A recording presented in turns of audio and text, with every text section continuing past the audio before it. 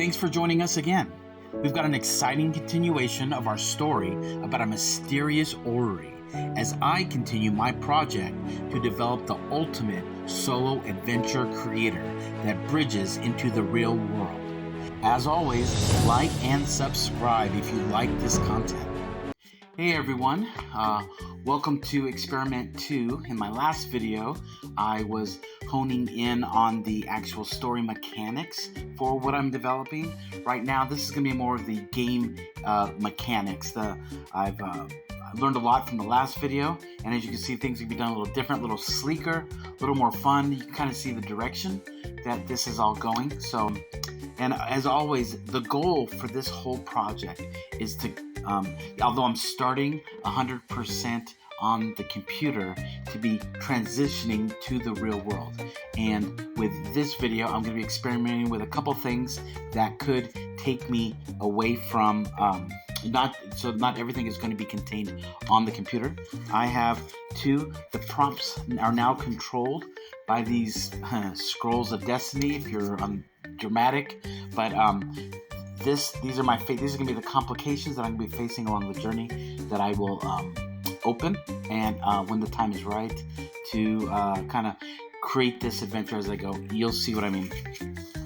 If you had any questions about the prompts, you'll have to see the last video. I'm not going to really be going through those as much on this one. This is going to be focusing more on this kind of a newer format. I'm going to assume you already know what I mean when I just say I'm going to be entering in the prompts.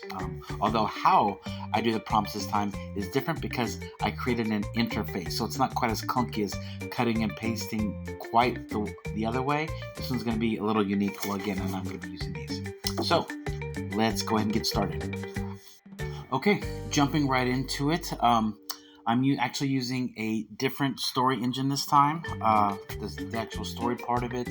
The other one I just felt was kind of the wording was just awkward. Like it was so AI that it was just didn't feel very readable. So I'm trying a different one to see if this one is a little smoother. Okay. So for the beginning, for those.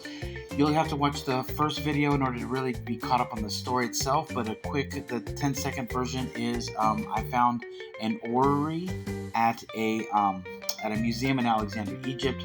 I kind of took it, and I was then chased by a couple thugs throughout a marketplace. And something weird about the orrery was the heat of my body was making it activate, and it was making a sound that I thought only I heard, but the thugs that were chasing me could also hear it in some way, and that was kind of revealing where I was, like they could find me. But when I pulled it away and I cooled it off, they couldn't find me anymore. Like they couldn't. I was able to hide at least. They weren't alerted to where I was, so I didn't know what that was. So now I'm headed to Peru. Cusco, Peru, because I did some research and found out that the professor who donated, there was a professor of archaeology who donated that piece to that museum. I want to find out more about it, so I'm going to go to the professor. I'd go back to the librarian, but since I did take it, I don't want to get arrested in Egypt. So I'm just now getting off the plane in Cusco, Peru. This is what we have. As you step off the plane onto the tarmac of Cusco's Alejandro Velasco Estete Airport, the thin Andean air hits you immediately. Sharp, crisp, and cooler than you expected. The sun hangs low, casting long shadows from the mountains that loom like sleeping giants in every direction. A gust of wind carries the scent of diesel and something earthy, like damp soil after rain. The terminal buzzes with tourists in hiking gear and locals in worn-out jackets, their rapid Spanish bouncing off the concrete walls. You shoulder your bag and head toward the taxi stand where a row of beat-up sedans idles. A driver with a baseball cap tilted low eyes you. ¿A dónde, señor? But before you can answer, your phone buzzes. A single email from the university's archaeological department. Professor Velasco's last GPS ping was 12 hours ago. near, I'm going to butcher this, Sacsayhuaman. No further contact, coordinates attached. The attached map shows a winding dirt road leading into the hills far from the usual tourist paths. The driver drums his fingers on the wheel waiting. Behind him, a street vendor sells choclo con queso, the steam from the boiled corn curling into the fading light. All right, so I'm going to go ahead and get into the story, and then when I feel like time's right, I'm going to start pulling out the complications. Here we go. Okay, so, I get into the taxi and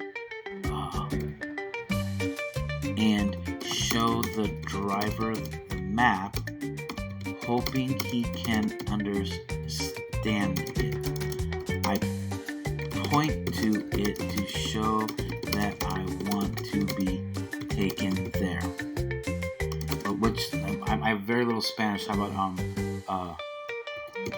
por favor,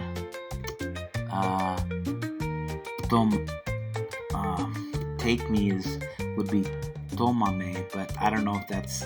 Hopefully he'll understand that. The driver squints at your map, his leathery fingers tracing the winding dirt road. He mutters something under his breath.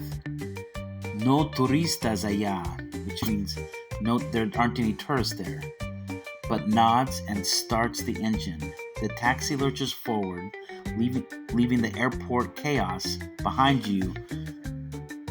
as you climb into the hills. The pavement gives way to rutted earth, the cab bouncing over rocks while the city lights shrink below. Halfway up, the driver suddenly brakes. Ahead, the road is blocked by a fallen tree, freshly uprooted, sap still glistening on the broken trunk. Beyond it, a single flickering lantern swings from a wooden post, illuminating a handwritten sign. Cerrado por investigación. Okay, cerrado, closed for investigation. The driver turns to you uneasy. No puedo pasar, es peligroso. You can't pass, it's dangerous. From the darkness beyond the tree, a low, rhythmic thumping echoes, like machinery or something far stranger. Okay, then let's try one of these. All right, so this is going to give me an AI prompt that's going to give me a complication beyond where we even are right now. Okay, it says Inca Gold. So this is how I'm handling the prompts for right now. This is a code that I can enter into an interface that I created so that I can't see the prompts. The prompts then that are going to come out, they're going to spit back at me, are written in French. I don't speak French. I've had AI translate the prompts into French so that as I put them into the story, I won't know what the mechanics are. I'm just going to get the spit back, which will be in English so that I can understand it. So this says Inca Gold. So I will go to my interface, and this is what it looks like. Okay. It says, which scroll did you choose? So I got Inca Gold. All right. Now, where are you and what is your goal at the moment? Okay, this is the part I have to at least let it know what I'm doing. Okay, so I'm in a taxi trying to get through a road that is blocked by a tree with signs saying dangerous and that I can't pass. Okay. I'm on my way to find a professor. Okay, here we go. So the prompt, there's the prompt. It's written all in French. So now I can put that into ChatGPT, and it's going to tell me what my complication is. Here we go. And these complications will involve some kind of dice rolling. That's part of the, it's part of it. But there's gonna be new factors now with the dice rolling. Here we go. I grip the worn vinyl seat of the taxi as rain needles against the windows, the wipers squealing like they're protesting the journey. The driver mutters something under his breath as the headlights reveal the obstacle ahead. Okay, I lean forward. I have to get through, I say. There's a professor I need to find tonight. Lightning cracks across the sky, illuminating the tree's thick trunk. It's not just fallen. It looks old, ancient even. Its roots torn from the earth like claws. Mud pools around it. The road slopes downward beyond disappearing into the darkness. If I can understand the obstacle, maybe I can find a way past it. Answer these 3 questions to assess your chances. Okay, so now it's giving me 3 basic trivia questions, really, out in the field. Better I answer these, the easier my roll's going to be. So here we go. What natural force most commonly causes trees to fall across roads during storms? What, high winds? I would say high winds and storms. Lightning striking, maybe? What part of a tree anchors it into the ground and is critical for stability? Well, that's roots. That's pretty easy. Why might authorities place do not pass signs near fallen trees instead of immediately clearing them? Well, why do not pass? Why would they? Maybe because of the equipment? Okay. So these aren't, I've tested this out, and these are kind of pedestrian questions, but still we're going to go through. The rain intensifies, the driver sighs. Well, are we turning back? No, I say, we're going forward. Alright, so if I answer 2 of the questions correctly, the first one is saying, if you answer at least 2 questions correctly, you've assessed the risk well, you only need to roll a 4 or higher on a 6-sided die to succeed. And if I hadn't gotten them correct, I'd have to roll fewer than a 2, which is really high. Okay, so I got my die right here. I need to roll at least a 4. I rolled a 3, so I did not get through. So now in the game, I'm going to continue like we can't get through. It's obvious that we can't get through, so we'll have to go a different way. I ask the taxi driver if there's another route we can take. Time is of the essence. Says the driver exhales sharply through his nose, rubbing his stubble as he studies the map again. His finger jabs at a faint dotted line veering east. Camino Viejo, old road, he grumbles, before wrenching the wheel. The taxi lurches onto a narrow goat path, barely wider than the car itself, scraping against thorny shrubs as you ascend. The old road is more of a suggestion. Crumbling Inca stonework pokes through the dirt like broken teeth, and the headlights catch pairs of eyes. Goats, vicuñas, vanishing into the brush. The thumping grows louder, now syncopated with a metallic whine that sets your teeth on edge. Rounding a bend, the cab's beams illuminate a chain-like fence topped with razor wire. Beyond it, a lone excavator sits motionless, its bucket half buried in a fresh landslide. The driver kills the engine. Aquí no más, here no more. A gust kicks up dust, revealing a figure slumped against the excavator's tread. A man in a torn khaki vest, one hand clutching a dented canteen. Professor Velasco's badge glints in the dim light. Oh boy, so I found the professor, but he's slumped against the excavator's tread. So is he knocked out? Okay, so I examine the professor to see if he's conscious. You crouch beside the professor, pressing 2 fingers to his neck. His pulse flutters like a trapped moth. Weak but steady. His skin is clammy, lips cracked from dehydration, but his chest rises faintly. As you lift his head, his eyelids twitch. A raspy breath escapes him, carrying the sour tang of fever. His vest is crusted with dried mud, one sleeve torn at the shoulder. Beneath the dirt, something glints, a brass compass clutched in his left hand, its needle spinning wildly despite being perfectly still. The professor's fingers twitch around it as if fighting to hold on. From behind the excavator, the rhythmic thumping stops abruptly. Silence. Then a wet, organic click, like a tendon snapping taut. The taxi driver crosses himself. Okay, so,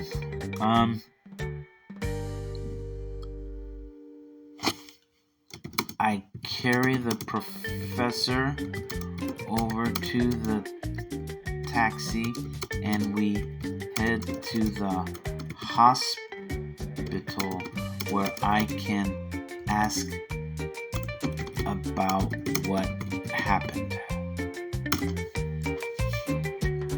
I'm trying to get the actual action to move a little quicker. I think in the last game, in the last video, I drug out some of the story elements, and right now, since I'm just experimenting, I want to get the action moving faster so that I can get to these and see how far I can actually progress in the story. It says you heave the professor into the back seat, his body alarmingly light, as if his bones were hollow, just as the taxi's headlights flicker. The driver guns the engine, spinning gravel as you reverse down the path. Through the rear window, the excavator's silhouette shrinks, then jerks. Something massive uncoils from behind it, too fluid to be machinery, before vanishing into the landslide's shadow. Wow, so there's a landslide. We got him out just in time. Wow. The ride to Cusco's hospital regional is a blur of swerving curves and the driver's muttered prayers. Nurses swarm the professor, cutting away his vest to reveal livid bruises circling his ribs like fingerprints. One gasps at the compass still clamped in his fist, its brass casing now warped, as if crushed by immense pressure. A doctor pulls you aside. His blood work, it's wrong. Hemoglobin levels like he's been at 20,000 feet for weeks. The professor's heart monitor stutters. Outside, the wind carries a familiar metallic whine. Okay, well, I'm going to want to ask the professor some questions about the orrery. I asked the doctor how soon I can speak to the professor because I have some important questions to ask him. The doctor hesitates, glancing at the professor's erratic heart monitor. He's unstable, she admits, but if you keep it brief, 5 minutes, no more. She leads you to his bedside, where the professor's eyes flutter open. His pupils are dilated black, swallowing the brown. His grip on the compass tightens as he rasps a single word. Sacsayhuaman. That location again. Then, with sudden clarity, he locks onto you. They dug too deep. The orrery. It wasn't a model. His free hand claws at your sleeve. It's a key. Interesting. Outside, the hospital's fluorescent lights flicker. The metallic whine sharpens. Closer now. And the compass needle begins to spin so fast it hums. I asked the professor why the orrery makes a sound when it gets warm, and then ask about the compass. Are they connected? The professor's breath hitches as you mention the sound.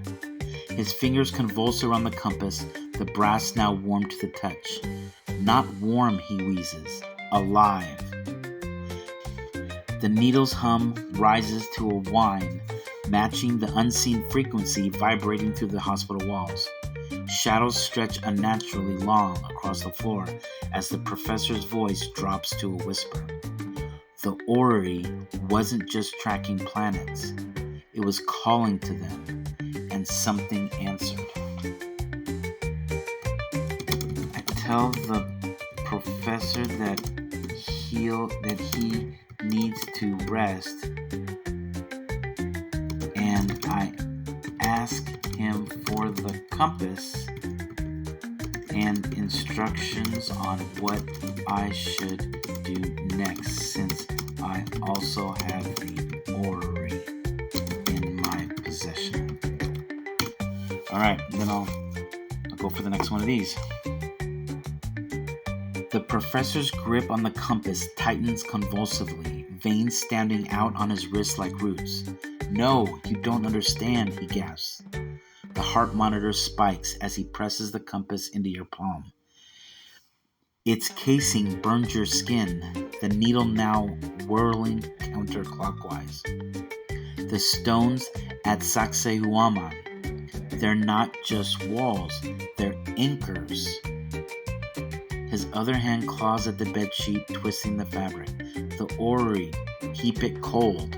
The warmer it gets, the louder it sings too. A power surge blows out the overhead lights. In the crimson glow of emergency backup strips, the compass needle snaps off its axis, embedding itself in the brass like a splinter. The professor's head rolls back, his final breath fogging the compass face, where the distorted reflection isn't yours. Outside the hospital window, the metallic whine crescendos into a shriek. The IV bag beside the professor's bed begins to vibrate, sending concentric ripples across its surface. Something's happening in the room. I'm going to get out of there. Okay, so now I'm going to take one of these and I'm going to try to get out of the room, but this is going to be the complication for it. So let's see. It says Temple Ruins. Okay, so I go to the interface and do another one. Okay, Temple Ruins. Let's see what it does with this one. Okay, where are you? Okay, what's your goal? Okay, I'm in a Peruvian hospital, and there's something unusual happening with the building. I need to escape quickly. Alright, let's just see what that happens. And here we go. Okay, there's my prompt in French. And then put it in ChatGPT, and here it goes. Okay.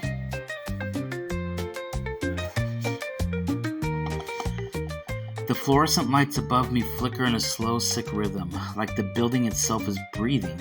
I sit upright in the narrow hospital bed, heart pounding, the thin sheets tangled around my legs. Something is wrong. Not just with me, with this place. A deep, low creak echoes through the hallway. The walls tremble slightly, and somewhere far off, I hear a metal tray crash to the floor. No footsteps follow, no voices, just silence swallowing the sound. I need to leave, I whisper. I swing my legs off the bed and step onto the cold tile. The door to my room is ajar. Beyond it, the corridor stretches too long, longer than it should. The exit sign at the end flickers, then goes dark, then flickers again.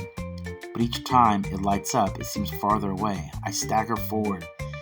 Then I remember what the nurse told me earlier, her voice oddly urgent. Eat. You'll need strength, something grounding.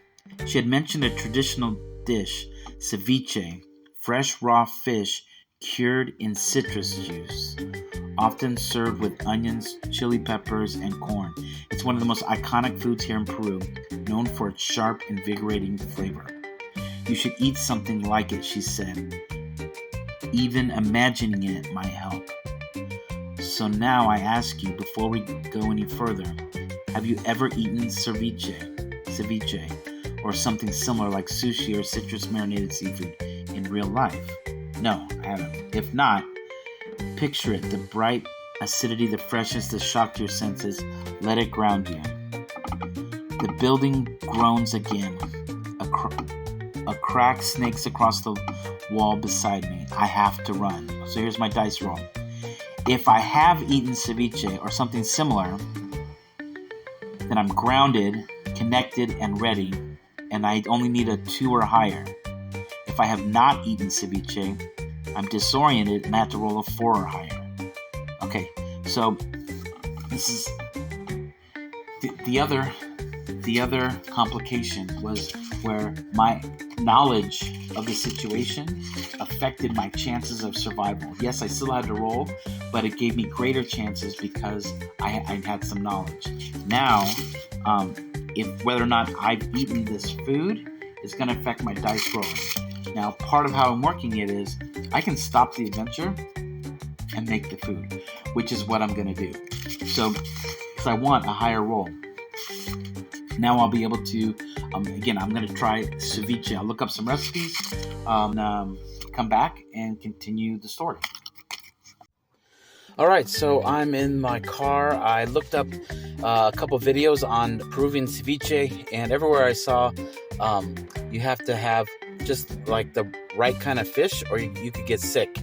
Because I like to cook, but because I've never cooked ceviche before and I don't really have someone standing next to me to teach me, I don't know how confident I am eating raw fish. Now, according to the instructions on ChatGPT, as long as I ate some kind of raw fish before, that suffices. So yes, I've had sushi, but I didn't want to wuss out. So I'm here at, I don't know if you saw that, but Inca Grill, which is around the corner. So I'm picking up, I don't know if I've ever had Peruvian food before. So I looked it up. There's one in my city. It's about noon right now. I started shooting this morning. So I got in my car right away after I checked out the videos and saw that it's probably not wise to eat the raw fish that I make. And then, so I'm going to have lunch and bring the lunch back. So at least I'm eating Peruvian food. I'm trying to stay as pure to it as possible. So cool. Okay, so I just got my food. It's just got a little bit. Let me show you. That's what it looks like. Oops, just like that. So, looks interesting. Like I said, I've never had Peruvian food before, so I didn't get anything really big. But I'll eat this and then continue the game. Okay, so just ate the lunch, or at least most of it. It was all right. It's not a whole lot of foods that I can't eat, so it doesn't. But it definitely wasn't my favorite. Thought it was kind of overpriced even. Next time I'll have to make it myself. Which is likely what I'll do. It just probably won't be the ceviche. So when you see me back, I will be continuing the adventure. All right, so I am back, and now I can do the roll. And it says here that now I just have to roll a 2 or higher with a d6. Here we go. 4. Okay, woohoo, I did it. So I'm able to get out of the hospital. Whatever was happening, I don't know what's happening. So now I don't know where to go next because I know what I'll do. I will go to whatever university he taught at. Maybe there's some people there, some colleagues that may be able to help. So, okay. So now I am at the hospital.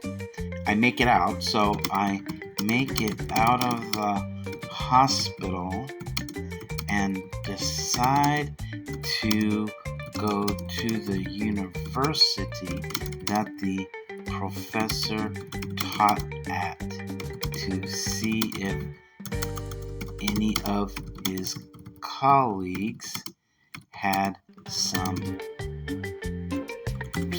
information. It says you burst out of the hospital's sliding doors into the cold Cusco night, just as the metallic whine peaks into a deafening screech.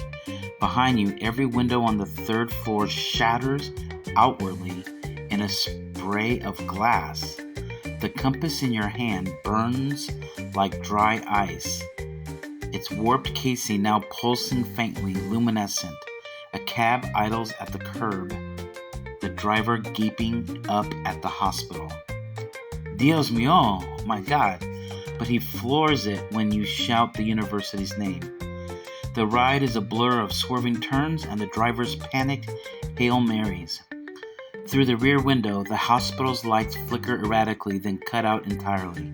The compass needle, though snapped, vibrates against your palm, as if pulled toward Sacsayhuaman's distant silhouette. You skid to a halt outside Universidad Nacional de San Antonio Abad's archaeology department.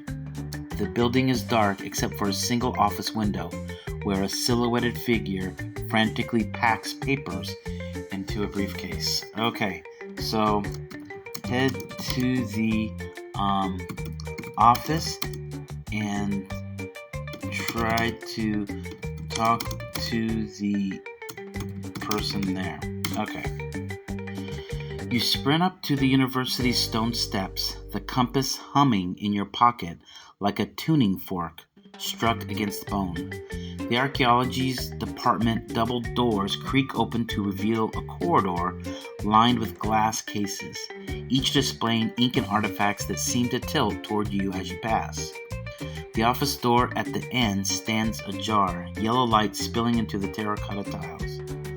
Inside, a woman in a rumpled blazer shoves files into a briefcase, her fingers trembling around a photograph of the orrery, its brass rings glinting under the desk lamp.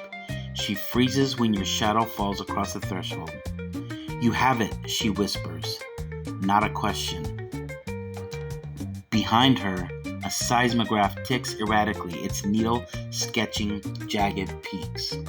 The compass pulses hot against your thigh. The woman's eyes dart to your pocket. "Velasco's compass! Dios mío! You don't know what you've..." A deafening crack splits the night as the window behind her shatters inward. Shards rain onto the floor as the seismograph's needle snaps clean off. Okay, I'm going to open this one. This will be my prompt in this situation. Jewel of the Andes. So, I go to my interface. Here we go. Jewel of the Andes.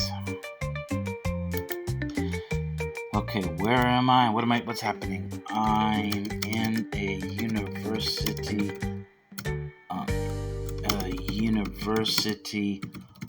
office with a woman, and the windows explode, shatter from the outside in. Okay, get my prompt. There's my prompt in French. Now I can put it in to ChatGPT.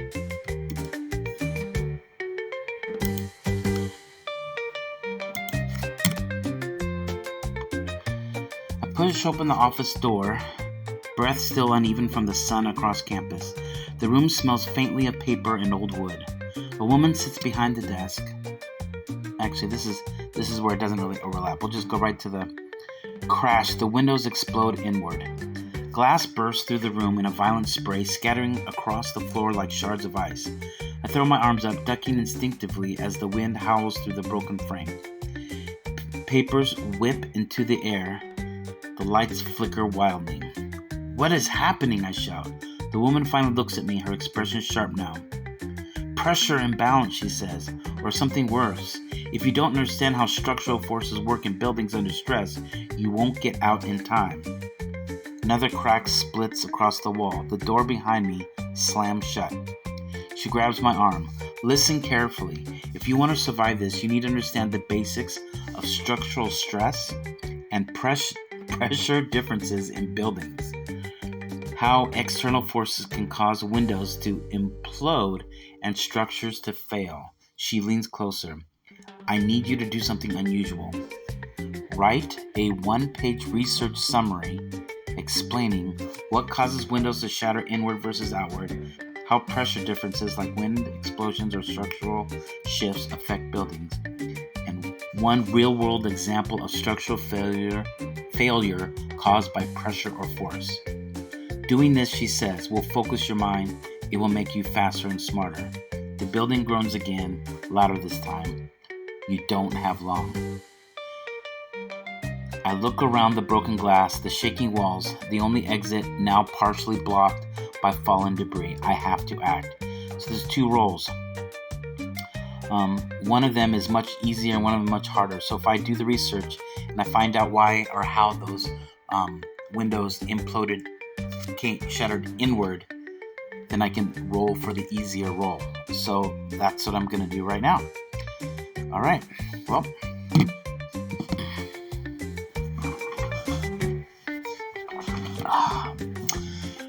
okay, I am back, and I just finished my research on why the glass would shatter from outside in.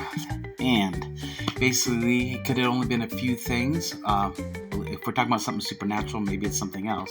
But we're talking about some kind of high pressure, low pressure situation, such as high winds, or maybe like a sonic boom or sound waves. I didn't hear anything. It doesn't sound like it was, no pun intended. It didn't seem like there was a really loud sound involved.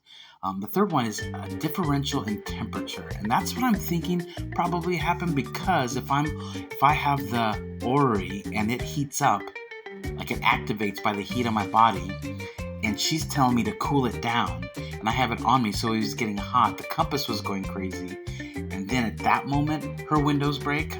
I think that's what it is. That's what I'm going with. So now, what I need to do is I have a roll to make, because I did do the research. So now, I have to roll a 3 or higher.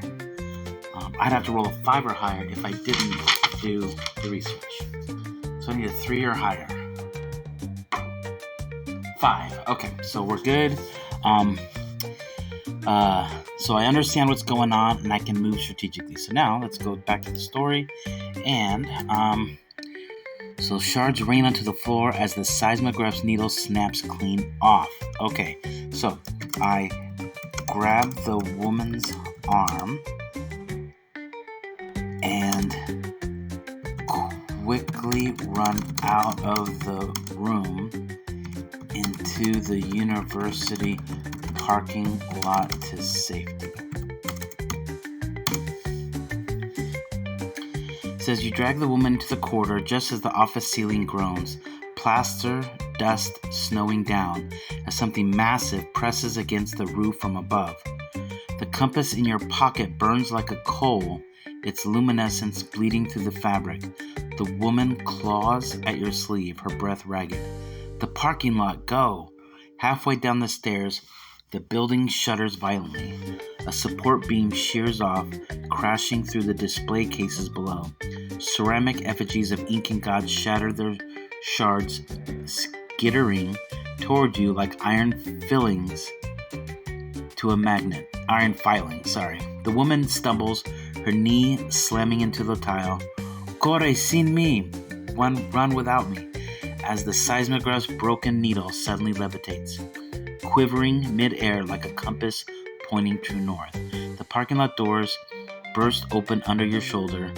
Outside, the night is eerily silent, no cicadas, no wind. Just the distant, syncopated thumping from Sacsayhuaman's direction.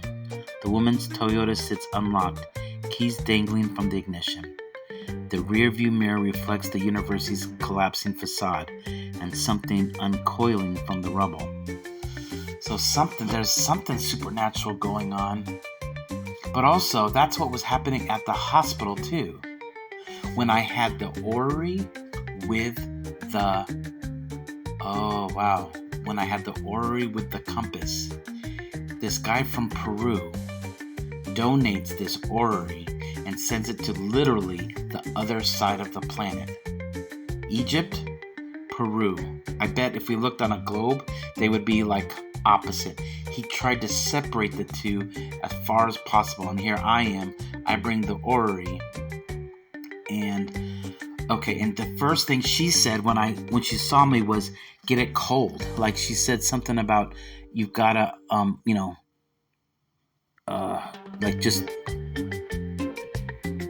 let's see what she said.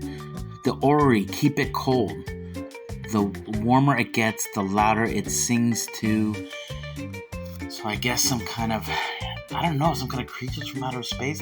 It's not saying, okay, so what we need to do is get this thing cold. So, suggest that we drive to the local gas station or any other place where you can buy ice.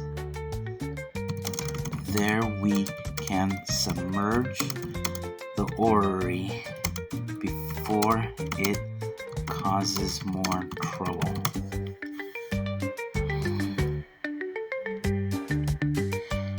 Okay, so this is interesting. The woman's Toyota fishtails onto the highway, tires screeching as she floors it toward the neon glow of a gas station up ahead. The compass in your pocket pulses hotter with each passing mile, now searing through fabric to brand your thighs. So it's getting so hot it's burning through my fabric. The orrery in your bag thrums against your spine, its brass gears clicking faster, louder, as you skid into the gas station's lot. The woman yanks the parking brake so hard it groans. "Ice," she gasps, "now." Inside, the fluorescent lights flicker like strobes. The lone cashier, a teenager scrolling TikTok, barely glances up as you empty the cooler of its last 2 bags of ice. The orrery's ticking escalates to a metallic whine as you dump the ice into a styrofoam cooler stolen from the snack aisle. The moment the orrery hits the frost, steam hisses upward in a geyser. The cashier finally looks up. "Que diablos?" Like, what the devil, I guess. As the freezer doors behind him begin to vibrate violently in their frames. Outside, the Toyota's headlights catch movement in the tree line. Something serpentine slithers between the pines, its scales glinting like polished brass under the moon. The woman grabs your arm, her nails biting fresh. We're out of time. Okay, so I'm thinking what we really need to do, because that creature or whatever is being drawn to the orrery, and it seems to really be activated with being close to the compass. So I'm going to give her the compass, and I'm going to get on a plane. I'm going to try to return the orrery back to Alexandria as quickly as possible. So I give the woman the compass, telling her I'll be back someday. In the meantime, I'm going to take the orrery back to Alexandria, Egypt, and return it before it causes more trouble. Alright, and then on my trip back, that's when I'll do this last complication. This has been an exciting one. I think this has been going even better than the last one. The woman stares at the compass in her palm, her fingers trembling, not from fear, but recognition. You don't understand, she whispers. The orrery isn't just from Alexandria. It belongs to something there, something buried deeper than the library ever was. The compass needle twitches in her grip, pointing northeast. Not toward Egypt, but toward the Pacific, toward something older. Outside. Outside, the Toyota's headlights flicker as the serpentine shadow coils tighter around the gas station's lone pine. The cashier's phone screen cracks diagonally, his TikTok feed glitching into static. Okay. So, it says Chieftain's Treasure. So this is the last of the complications. Let's see what we got here. Chieftain's Treasure. Okay, where am I? I am escaping a serpentine creature in Cusco, Peru, trying to make it back to the airport, heading for Egypt. All right.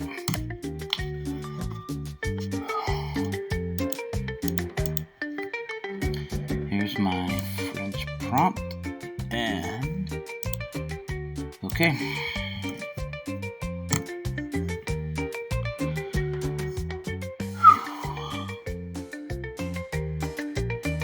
Okay. The cobblestone streets of Cusco blur beneath my feet as I run, lungs burning in the thin mountain air. Behind me, I hear it, that sickening, slithering sound, scales scraping against stone. I don't dare look back. They said it was a myth.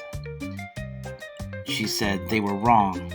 The serpentine creature lunges around a corner, its massive body coiling through the narrow street, knocking over the market stalls like they're nothing. People scream and scatter. Somewhere in the distance, a plane roars faintly, the airport. That's my only chance. I have to make it there, and from there, I'm heading to Egypt, far away, safe, hopefully. I duck into an alley, pressing myself against the wall as the creature slides past the entrance, its tongue flicking through the air as if tasting my fear. That's when I remember something a local guide told me earlier. If you get lost or chased, you need to understand the language. Even a few words can save your life. You need to learn and memorize these 5 Spanish words right now. Okay, salida, exit. I already knew that one. Aeropuerto, puerto, airport. Okay, rápido, fast. Izquierda y derecha. Okay, so I know all 5 words, so I'm good. Otherwise, I would take the time right now and I would start memorizing them. Say them out loud if you can. Fix them in your memories. Yeah, salida. Aeropuerto, rápido, izquierda y derecha. Left and right. Okay. Because now I hear the creature again, closer. I burst out of the alley and into a chaotic street. Signs flash past me, voices shout directions. Salida, por allá, someone yells, pointing. And if I recognize the words, I know where to go. If not, every second counts. The road splits ahead, left or right. The airport is close. I can feel it. The creature crashes into the street behind me, shattering stone. This is it. Okay. So, if I memorize the 5 words, if I knew them, then I understand the directions that someone just yelled. I roll a d6 twice in succession, and I succeed if both rolls are 2 or higher. So I have to roll it twice and get 2 or higher. And if I did not know the words or did not memorize them, then I'd have a harder roll. Okay, so I got 2 in a row that are 2 or higher. Oh, 1. Oh. So I did not make it. All right. Well, so let's go back. Now, I try to get to the airport in time, but I don't make it, and the creature stops me and fatally wounds me, I guess.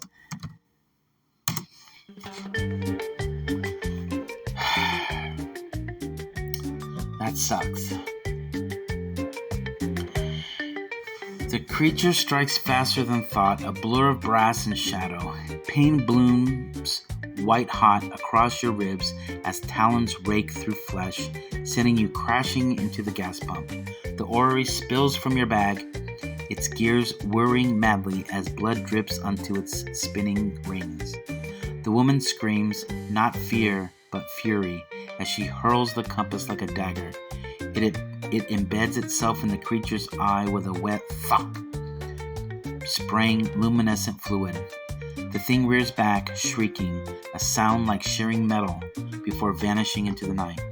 You slump against the pump, vision tunneling. The woman presses her blazer to your wounds, but the fabric soaks through instantly. Stay with me, she growls, but her voice is already underwater, distant. The orrery's gears click slower now, lubricated with your blood, its rings aligning into a perfect celestial map. Above you, the stars twist unnaturally, as if the sky itself were a gear in some vast machine. The cashier's phone screen explodes in a shower of sparks. The last thing you hear is the woman cursing in Quechua, and the orrery beginning to chime. Wow. Well, that is the story. I didn't make it. It was a lot of fun, and I think I like it. I like the fact that it was dangerous, and I don't mind not making it, because the point is I want to be able to take on these adventures and raise up in my skill, my personal skill level, so that the dice rolls become easier and easier, to where it'll be harder and harder to die in future adventures. So yeah, that was, to me, that was actually pretty exciting. I liked it. I liked the fact that I had to do, you can kind of see where things are starting to leave the screen. They're just starting to. It's going to get much more involved as I develop more, as that interface develops.